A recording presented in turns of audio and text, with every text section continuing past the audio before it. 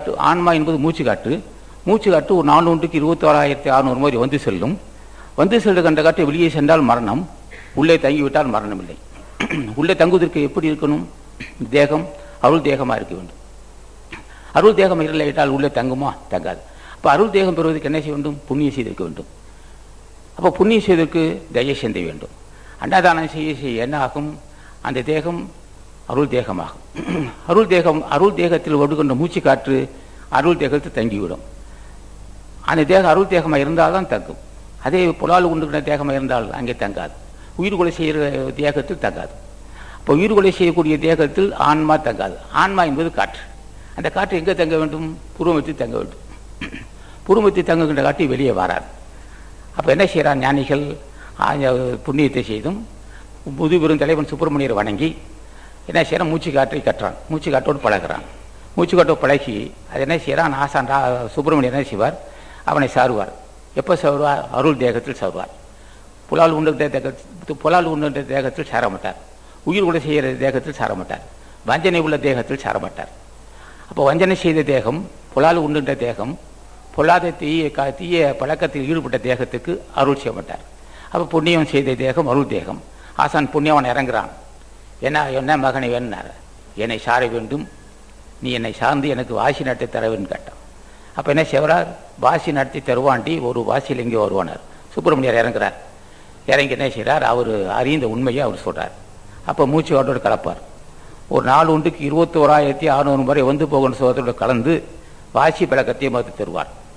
யாருக்கு? புண்ணியவான்களுக்கு, புலால் உண்ணாத மக்களுக்கு, விட்டு கொடுக்கும் மக்களுக்கு, தயை சிந்தை உள்ள மக்களுக்கு, ஜீவகாரண ஒழுக்கத்தை கடைபிடிக்கின்ற மக்களுக்கு, தினம் தியானம் செய்கிற மக்களுக்கு, அன்னதானம் செய்கிற மக்களுக்கு ஆசான் என்ன செய்வார்? மூச்சோரை கலந்து மூச்சு காட்டோட இயக்கத்தை செய்வார்.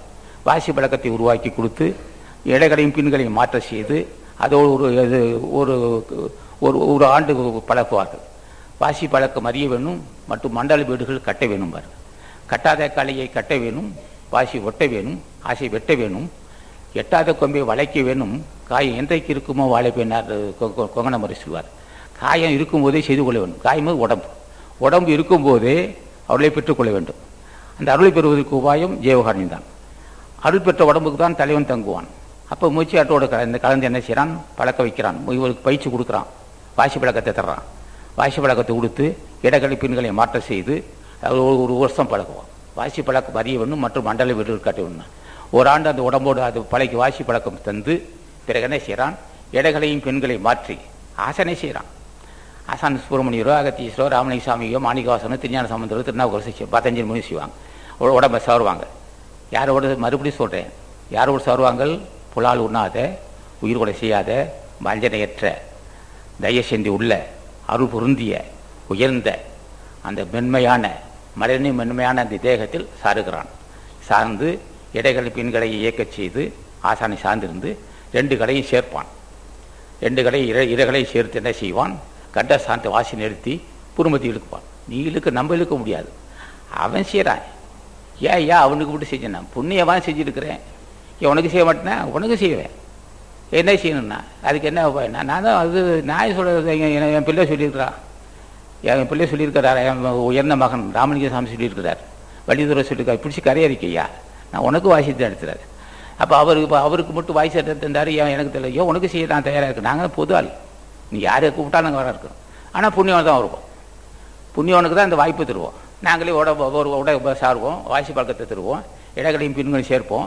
நாங்களே என்ன செய்வோம்? பொறுமைத்து ஒடுங்கி உந்தி கும்பத்தை தங்குவோம். தங்கி என்ன செய்வோம்? உன்னை வஞ்சிக்கக்கூடிய இந்த காமதேகத்தை அணுவாக கொண்டு விடுவோம்.